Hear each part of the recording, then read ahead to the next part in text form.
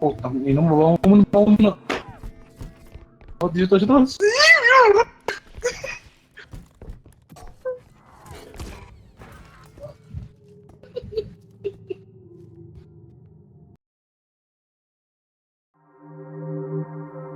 Di ka nakapani-paniwala ba? Ah, yeah. Ano ba? Yeah. Yeah. Yeah. Kala ko ba tayong dalawa nga ay tapos na? Kaya pwede ba makamusta? Huwag nating umasta na nag-aala. Huwag ko na magmakaawa, hindi ka nga naawa sa'kin pero ayos lang hindi nagpapaawa. Ang sakit sa pakiramdam na aking dinamdam nung araw na sinabi mo sa'kin na tapos na. Na yung pag-ibig sa'kin kapos na.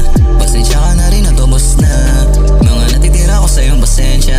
Di ko na kasalanan kung bumitaw ka. Iniwan mo sa gitna pa ng kalsada. Hinaya ko na tumawid mag-isa. Kaya pag bumalik ka wala ka na makikita. Di ako rin ang basura sa ating dalawa.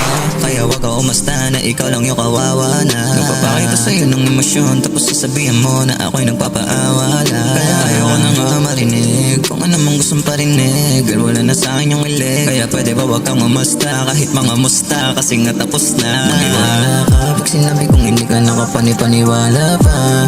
Pwede tama na mga kasinungalingan mo sa akin na hindi naman tumatabla. Bago na ako makinig sa napakasinungaling bibig na pinipihit yung istorya.